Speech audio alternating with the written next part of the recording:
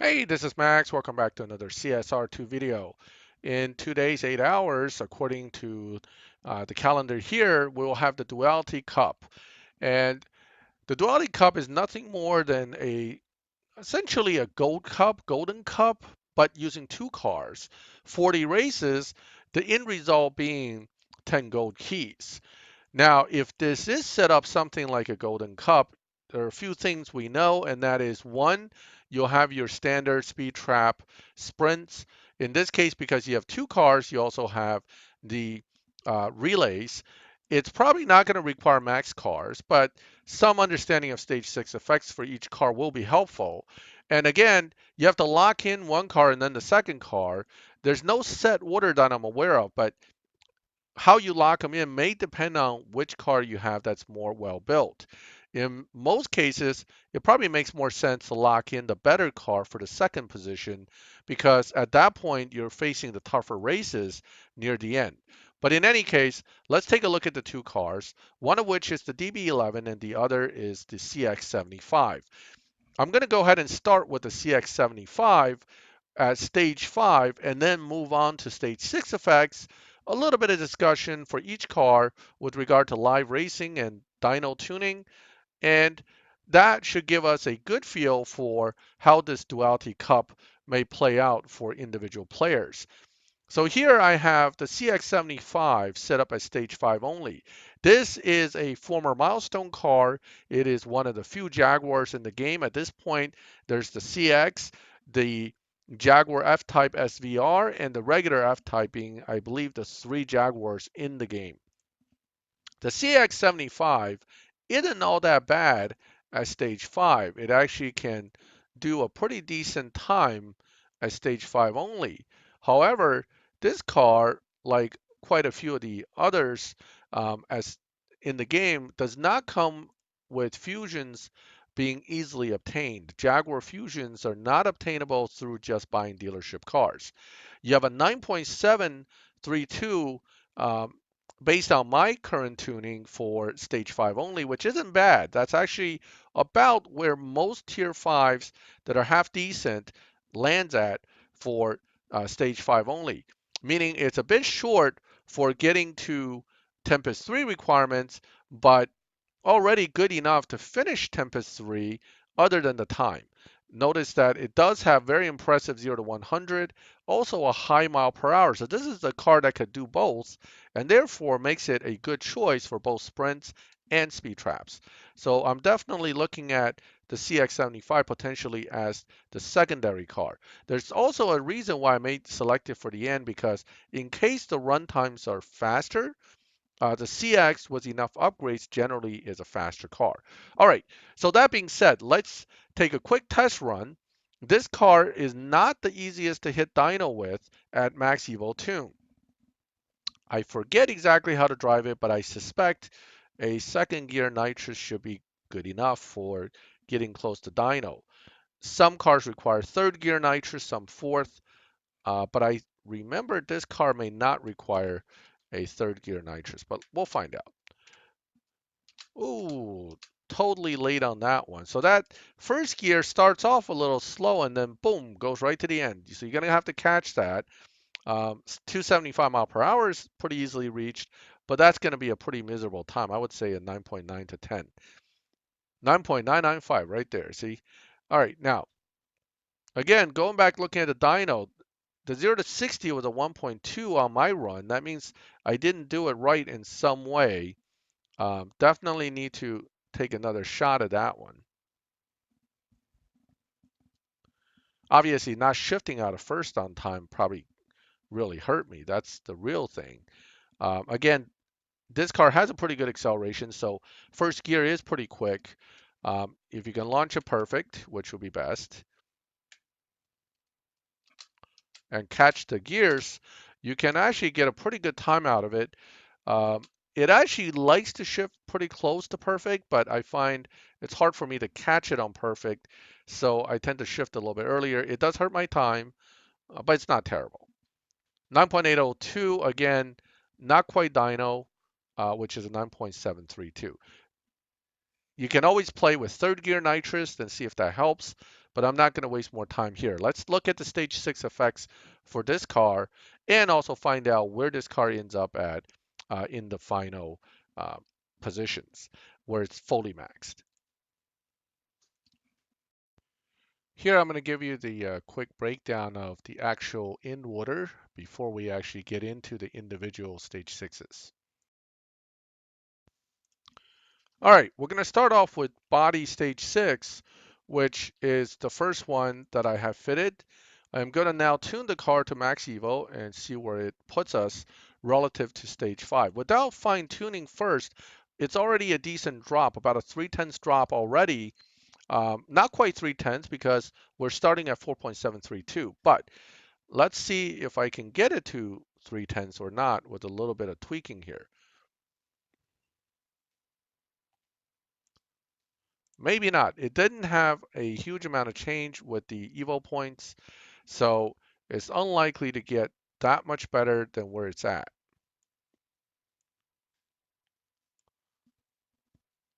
All right, 9.461, not quite 3/10, but over 2/10. Not a terrible drop. Body being the first stage 6 here is a decent start. So we're looking at about over 2/10 drop for this one. Let's take a look at the next stage 6.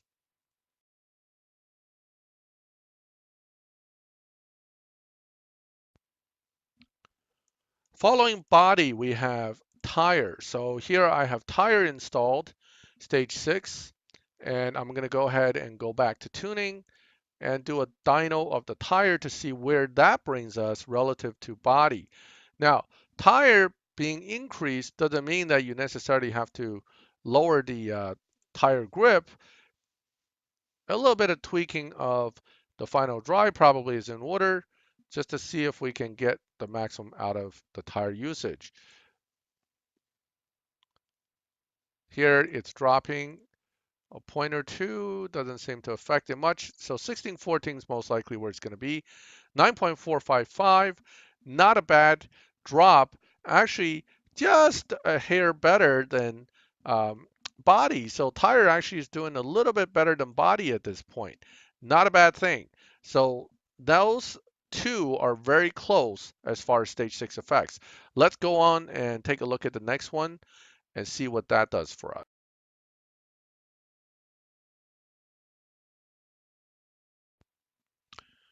Okay, now coming after tire, we're looking at trans. Transmission is now fitted, and we're going to take a look at what the dyno says. Now, the computer is saying that it doesn't need to be tuned at all. It doesn't mean that a little bit of tweaking won't help. It just probably won't do much. So a little bit of going back and forth. Oh, wow, it didn't really help at all. Now, I don't think I need to mess with tire. I'm going to leave it at 0-100, but let's take a look at the dyno. 9.333. This is a greater drop than both body and tire. So trans has currently taken the lead on overall effects. Now, transmission makes the car shift a little quicker. So that's probably where the time drop comes from. It probably wouldn't make it run substantially different. I'm not going to make a test run on it, but you may find that as you install specific stage 6s, because of their effects, the drive might be slightly different. But for now, let's take a look at the next stage 6's effect.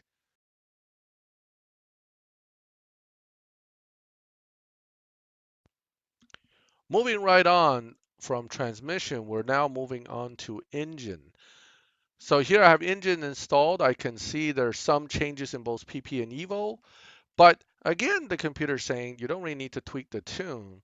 A little bit of point-to-point modification seems to reinforce that. The tune's probably about where it's going to be. 9.476, slower than body and tire by a little bit, but pretty close. So right now, body, tire, and engine kind of goes, actually it goes tire, body, engine in that order, and then trans being number one at the moment. So this is not bad, sitting at number uh, 3 or 4 at this point, number 4 at this point. We got 3 more to go. Let's see what the others will do.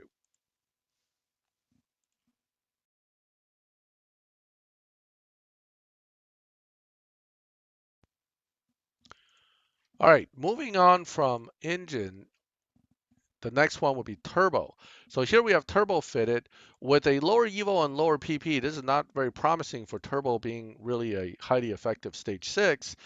Tuning will be required. Let's take a look, see which way it wants to go.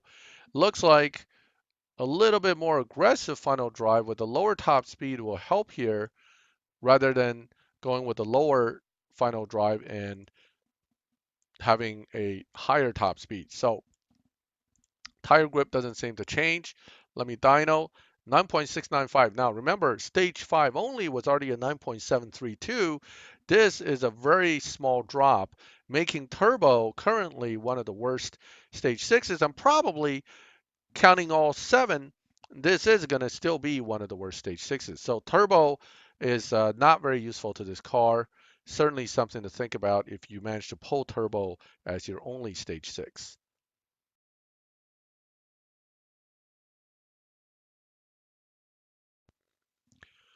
Moving on from turbo, we're now looking at intake. With intake installed, I noticed that PP is a little bit higher, and so is the EVO point, not by much, but slightly, which means more than likely this will be a little bit better performing than turbo.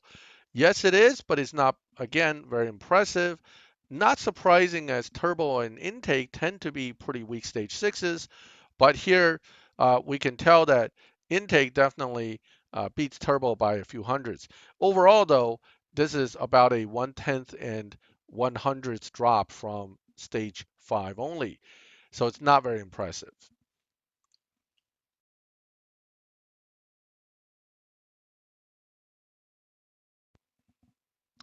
All right, so we've been through every other stage 6 and now we're on nitrous. Nitrous is either going to be a big ass 6 or it's not going to do anything. Here, based on the changes, it looks like it's definitely going to do something good. So far, though, the stage 6s have been kind of lackluster in total changes, right? We've seen cars where stage 6s will give you almost a 7/10 change in the time. Here, the biggest one so far was about 3/10. So can Nitrous come to the rescue and give this car a huge boost in performance? Well, a 1700 plus Evo certainly is promising, but the times, although it is a little better than transmission and puts it at number 1, isn't so substantial that it changes my perception of nitrous being like a super stage 6. Remember, transmission still did 9.33 something, and here we're at 9.302. Yes, we outperformed transmission, but not by enough to really make a huge difference. Now, I am going to make a test run at this point to see if the longer duration nitrous will help us get a little bit closer to dyno or beat dyno in some sense with regular driving. Again, this is a max evo tune, so unless this car is a natural dyno beating car at full evo, it will struggle to either hit or beat its dyno time. All right, little late on first to second shift, so I am not expecting to beat dyno at all. If even hitting it, I might actually be a tenth off. Let's see where this came in at. 9.419. So I'm quite a ways off because you're looking at 9.302 as the dyno. So I'm going to take one more try and maybe hit nitrous on third rather than second just to see if that'll help a little bit. Um, I haven't extensively tested this car, so I am learning as I go as well.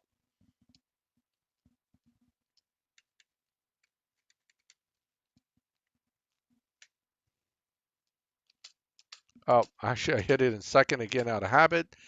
That's okay. Let's see if we can get a little better run. I'm not going to waste your time with another run, but this one did look like it got into very low 9.4s or possibly 9.3s. Let's see. 9.395. Okay. Not a dyno beating thing yet. It's still kind of running um, about not quite a tenth over dyno. All right. That's not a good thing, obviously, but it's something that we'll work on with tuning.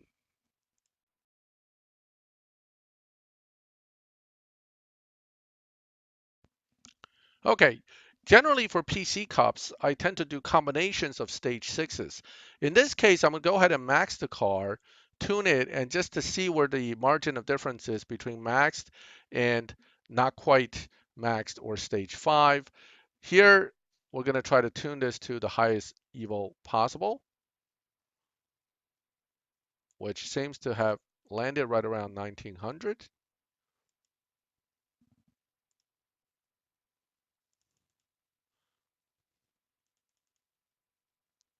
Come on.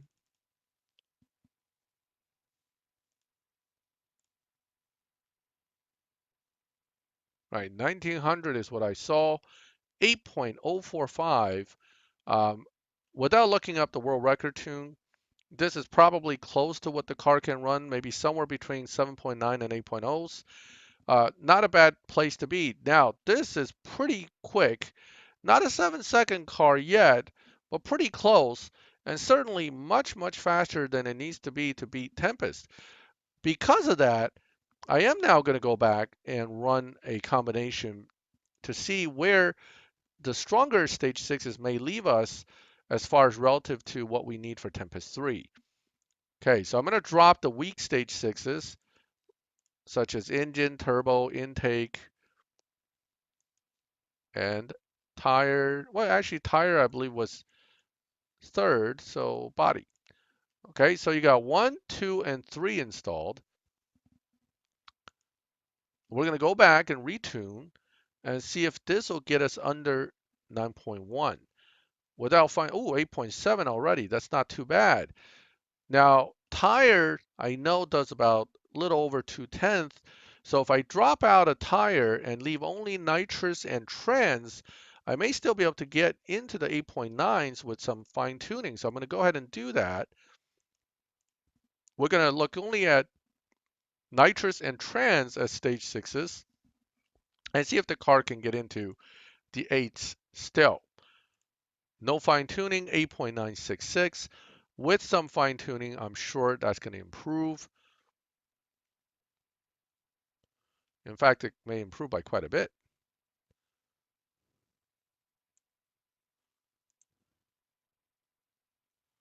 Okay, let's take a look. 8.895. Of course, hitting that 8.895 might be tough, but as long as you're running at least 9 or under, right here with these two stage 6, but also considering full fusions, you would be able to beat Tempest 3. Knowing that it does such a great 0 to 100, I have no doubt this car will have no problem running through Tempest even without full stage 6s. But again, Jaguar Fusion's not the easiest to get. So far we haven't been able to beat Dyno yet with the cars. So is it possible to get the car set up where it would be Dyno? Well, the answer to that is probably so. And in fact, I have been able to find a way to do it. And it simply involves moving the bar this way. Eventually, you get that. Okay, so really you're almost running a drop to 2.0s from a 3 point something. So it's a big drop in final drive. And obviously this will be easier to do if you had the tire, but that little drop right there has just dynamically changed the car from a 8.9 car to a 9.5 car. You're not going to do a 8.9 because the final drive changes affect how the car runs, but that's irrelevant for live racing. As long as you beat dyno, you can still use the car quite easily to win in live. Mind you, I am running two stage sixes. I will also show you this still sort of works without the stage sixes, but the margin of beating dyno changes. Now you cannot launch the car on perfect.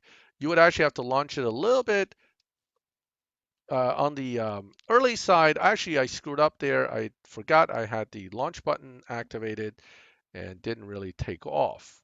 So let's do that again. This time I'll remember to actually use the launch button. What I was trying to do is not to launch dead on perfect because with such a low final drive, I'm gonna get a 0 RPM drop. What I want to do is launch it right off of a perfect start, but a little bit early. Now, some people say, well, Why don't you just launch late? I mean, this car has such a huge margin here. Let's do the early launch at 5K, and then we'll do a late launch at 7 or 8K and compare the difference. All right, 4K. I take that back. I couldn't launch it on 5, but I did launch it on 4. Regardless, using just 5 gears, I just ran a 9.1 something and a 9.5 dyno. So not that bad for beating dyno. You're not going to run the 8.9s, but you can run a 9.17 on a 9.534. Now, what about if I launch late? I mean, the Ferrari F12 launches late, and they're doing that. You also avoid the 0 RPM drop, sure. But I noticed when you launch late with the car and then shifting kind of early out of it to get to second gear and nitrous, you don't quite get the same quality of run you get with an early launch. So let's now do a late launch like an F12, and notice a little bit of trans hang right there in second gear. That could get worse depending on exactly where you launched it at. So that affects your ability to run the car as fast as you can too. So that actually hurts your time. Notice it is slower doing it this way than this way. However, it doesn't change the fact that it is still running about zero point 0.2 under dyno. So that's still good. So this is your dyno beating setup. Pretty easy to do as long as you get the Evo drop from the grip. You don't need the stage 6s to do it, even though I do have 2 of them installed. I'm going to uninstall them and show you that it still can be done without the stage 6s involved. So this is one of the cars that can be pretty decent in live at stage 5 only. Here, I'm going to remove this nitrous as well. Now, with the shorter duration nitrous, you have to retune the nitrous a little bit to make it so that you still have about 4 seconds or so of nitrous duration, because this car does like to have it. Here, you can go a little more aggressive on the gearing, but not by much. Notice the Evo drop change is here.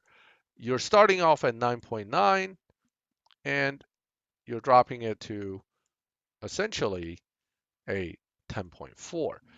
Ah, that's an interesting drop because if you actually run 10.1 from 10.4, you're in a pretty good lobby and actually can win quite easily because most cars in the 10.4, 10.5 lobbies run the best of 10.2 to 3, and they can get bumped into the 10.2 lobbies where people run 10.0. So you're kind of at the good side of both lobbies, and that's definitely worthwhile to do.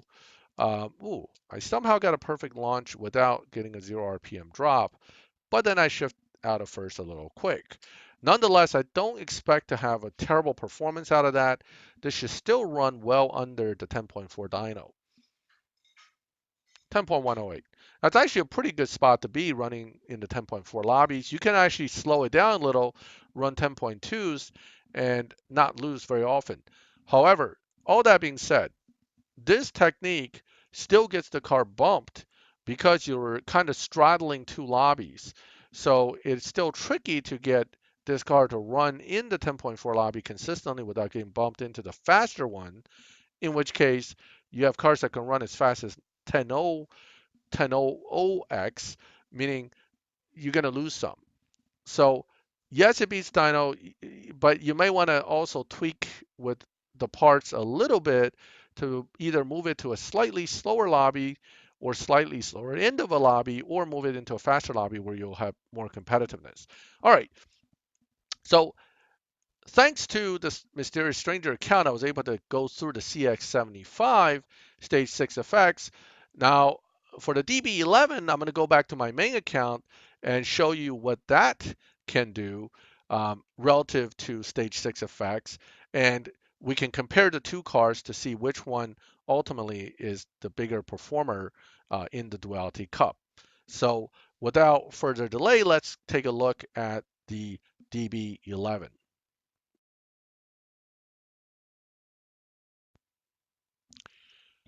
Okay, we're back with Duality Cup Part 2, which is the DB11.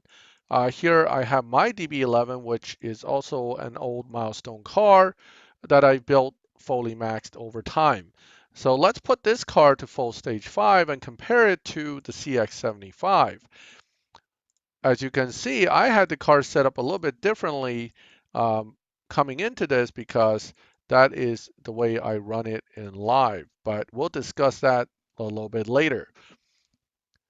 Taking a look at the stage 5 only, this car actually um, does pretty well. Let's see where it goes as far as the tune goes. Okay, I'm at 0, 100, so it's also a grippy car. I got the,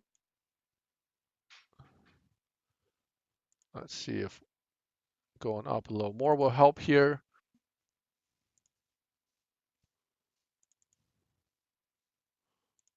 Okay, we're at 1637, 38, 39, 40, 41.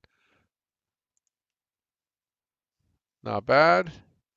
1644, let's just go ahead and dyno 9.611. So it's a little bit quicker than the CX-75 at stage 5 only. All right, that's not a bad thing. Now, this car, much like the other car, the CX, at max evo tune, is not the easiest to beat dyno with. Again, relatively quick shifts means that you have to catch the shifts and you want to get, that was pretty bad. You want to get nitrous going in about third or fourth gear, depending, but you also don't want the car to bounce the needle. So again, one of those cars that I tend to run about a tenth slower than what dyno says, in this case almost a tenth and a half, just because it's just hard to drive. Not that it's a bad car, but with quick shifts and having to catch everything on the shift, plus you got to worry about nitrous quickly, but at the right gear. All these little details adds up to make it kind of frantic hard to drive. Now, once you get the hang of it, it's not too bad.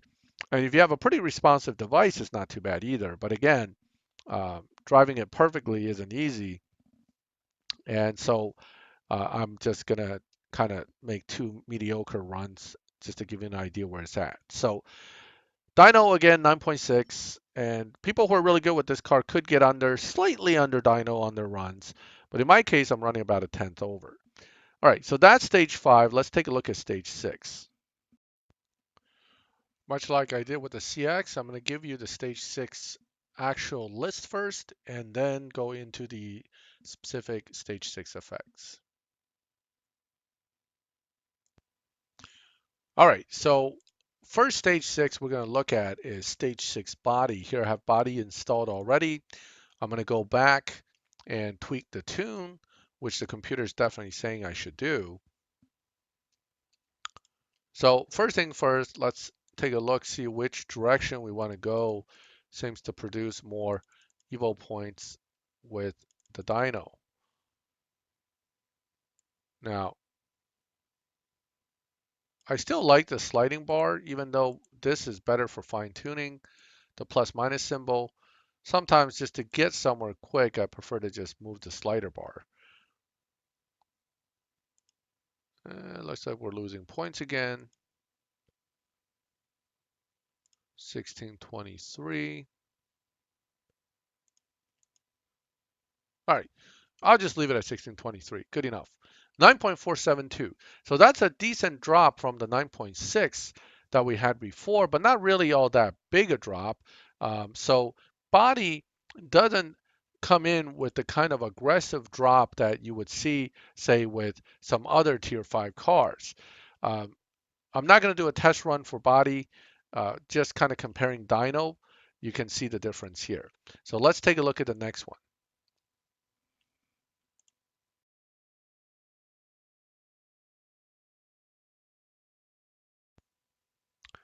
Okay, next one up, we have tire. Here, stage 6 tires installed. Based on the change in PP and Evo, I'm not too optimistic tire's going to do much. And a little bit of tweaking on the tune.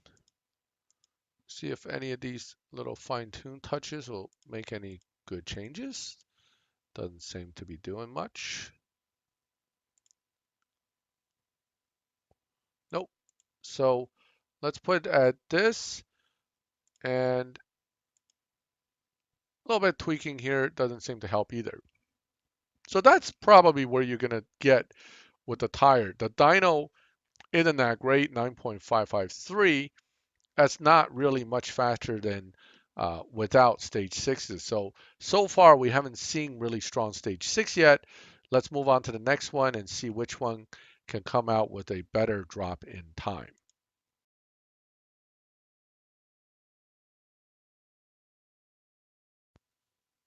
All right, so next up we have transmission.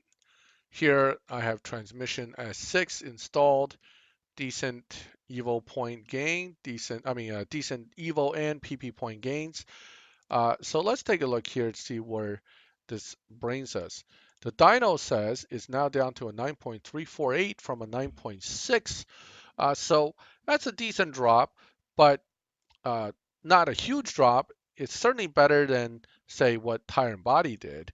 Let's do a test run though to see if how this particular stage 6 may affect the shifting, because this is a S6 trans and supposed to make the shifts timing quicker to reduce the time. Okay, let's see here. All right, that was a bit of a mess on my end. Hit some buttons too quick, didn't hit nitrous on time, but who knows? Maybe I still got a half decent run out of it. And not too great. 9.448 on a 9.348 dyno means I'm a full tenth off. That's not so good, but it's definitely an improvement over 9.6s, just not as quick as I would like to get or like to be able to get, which will be at least dyno or under. Okay, let's take a look at the next one.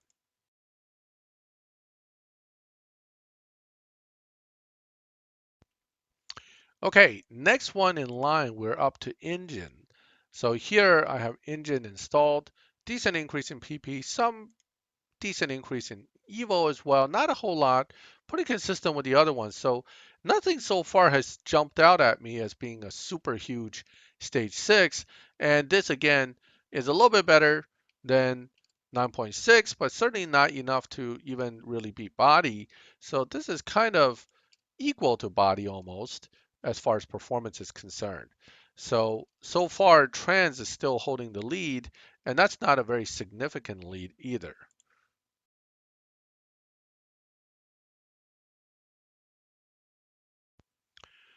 Okay, at this point we're up to turbo, and turbo, intake, generally the weaker stage sixes among most cars.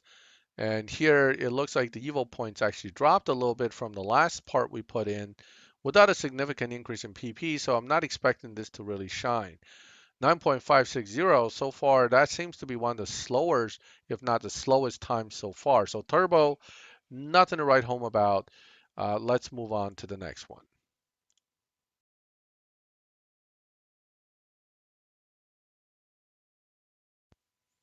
All right, so we just saw turbo, which now brings us to intake. Intake is installed, looking a lot like turbo over here. As far as the point values are concerned, that's not promising. Let's see if it ends up just like turbo. Yep, very close, 9.567, just a hair, like a few thousand slower than turbo. Playing with this doesn't seem to generate me much in way of points. So 1624. Doesn't look like I'm going to get much more out of this. Most additional tweaking only drops the points, not increase it. So again, 9.567, just a few thousand slower than turbo, not the best as far as overall increase in time. Let's move on to the next.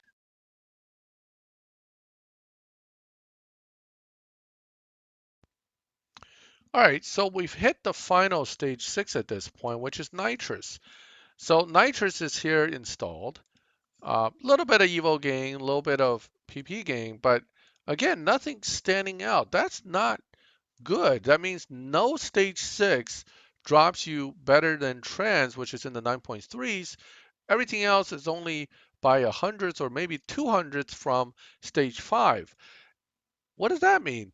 That could mean that this car ultimately isn't that quick when it's fully maxed. So let's find out what it does fully maxed and then figure out what would be some good combinations to use potentially, depending on what S6s you manage to get.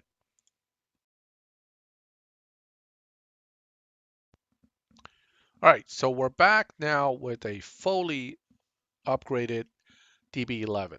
At full stage 6, using the world record tune, you get a dyno of 8.747. Now you're supposed to be able to beat this dyno. I'm not sure I'm going to be able to do it, but the world record itself is 8.6 something, so certainly it's possible to beat the final time here. Now, with this, again, there might be a change in when you use the nitrous, but the shifting actually becomes a little bit less frantic simply because, well, the car has a slightly lower final gear. Doesn't mean I'm going to even hit dyno with it though. I'm still kind of slower than dyno at the moment. But that's kind of the nature of this car. It's very hard to get under dyno. You have to figure out exactly how to shift it, catch the shifts, and use nitrous at the right time to get it under dyno. Even then, it's only barely under. So that doesn't bode well for this car when it comes to live racing. However, that doesn't mean this car can't win. It actually lobbies pretty well against other opponents. For some reason, it seems competitive even though it's not specifically a dyno beating car.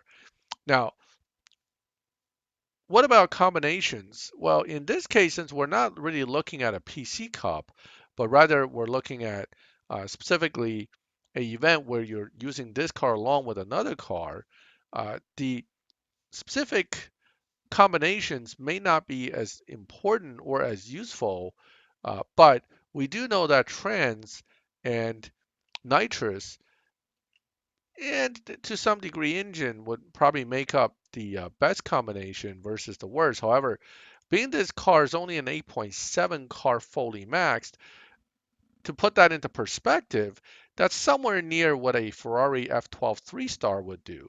So this is definitely one of the slower Tier 5 cars when it's fully built. So this is not going to be a car that's going to go out there and rip it up into the low eights or sevens. So you have to keep that in mind that you may end up using this car for Tempest, but then find that even at the very end, if you're not near fully maxed, you're just not getting the job done. So I'm taking out some of the weaker stage sixes and just going back to test the stage six patterns here without the weaker stage sixes. You can still get a decent evo out of it. Okay, we may be able to get into the 13, 31 looks like is all I'm going to get. Now I didn't tweak the other stuff, but that's a 9.042 already. And knowing how this car is hard to drive, these three stage sixes will still put you at risk of losing in Tempest if you don't drive it well. So probably not the best choice for Tempest 3 Tier 5, given the F12 generally and more consistently can run better time. Unless, of course, you have this car maxed, in which case it wouldn't matter. But not a very fast car, not the most effective. Now, what about in live with just these kind of a setup? Without tuning anything, I can take this car out to live, put it in the lobby. Now, mind you, we're right at the 9.0 dyno. So you could face cars as fast as 8.7, 8.6. So you may or may not actually be competitive running this car in this lobby. Here I'm running against a Hurricane Performante Spider. I'm not too optimistic I'm going to do well here, but let's give it our best shot.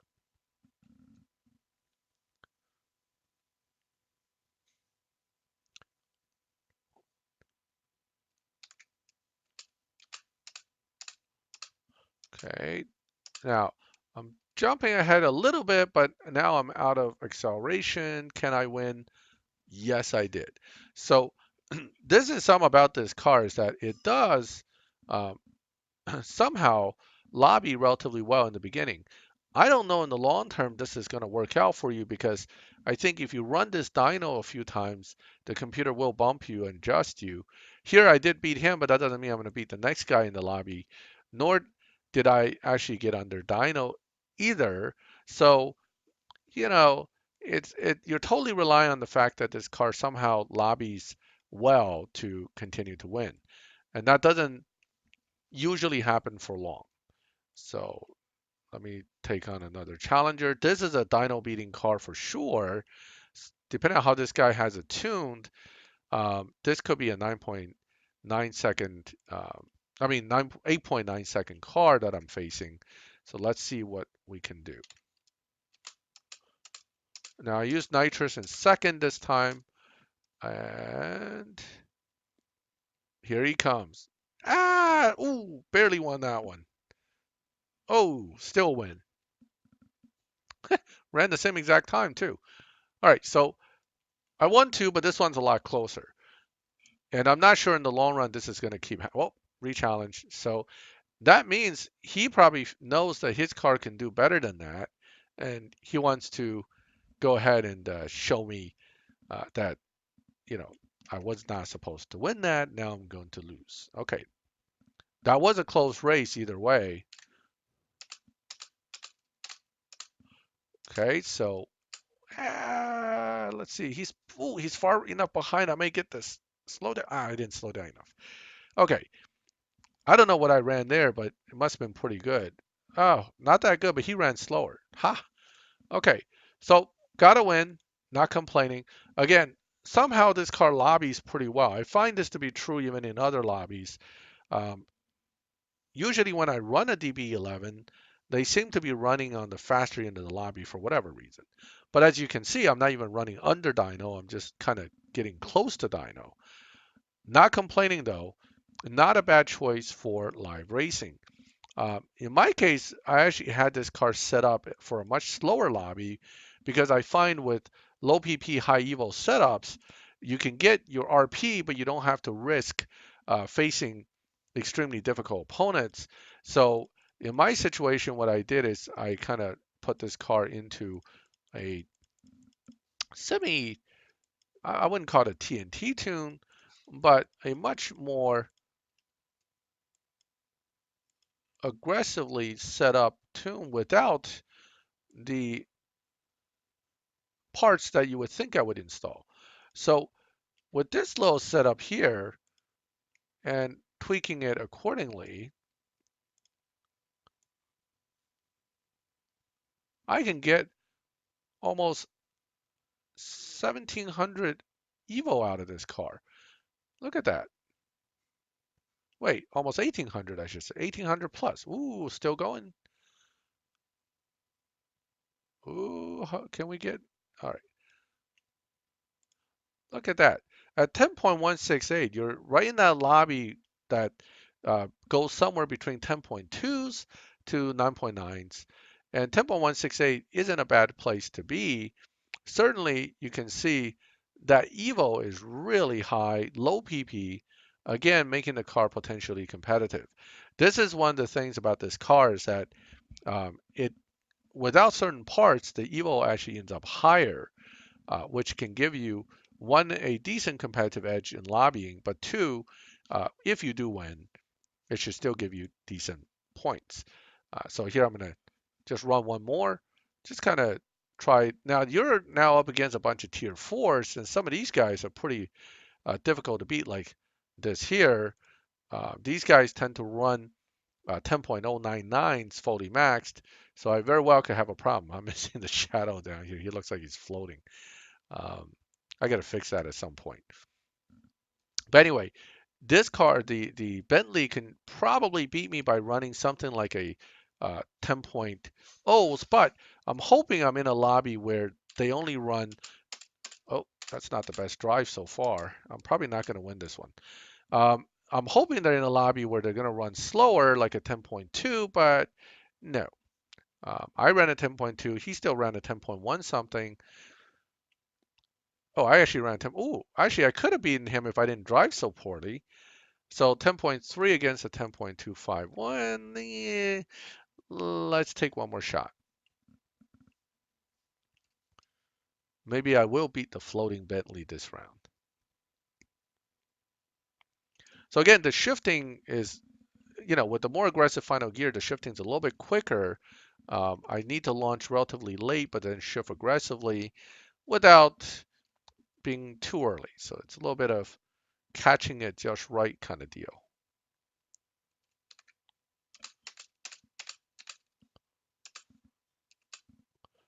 And the lead is not quite enough. It's close. Oh, that might be enough. All right. He ran a little bit slower this time. I ran a little bit faster, so it worked out. Again, my dyno's a 10.168. I'm sure if I play with it a little more, I can get back into that near dyno kind of run, but I'm not complaining. Okay, so here again, the car is still somewhat competitive, not the most competitive, but not a terribly bad car either. All right, so that's not the greatest lobby to be in, though. You got nothing but Roman's Bentleys, and they dominate that lobby. Again, the DB11 is not too bad, but it's not perfect. And that kind of brings us to the end of the Duality Cup discussion. Both cars have potential, both have their own way of tuning, but obviously the CX-75 is much faster in the final build form. Well, let me know what your thoughts are with regard to these two cars. Let me know if any of this information has been helpful to you. If you liked the video, please leave a like and subscribe to the channel so you can get notifications when I put up other videos. And as always, I appreciate you watching my videos, and I will catch you with another CSR2 video in the near future. Have a good one.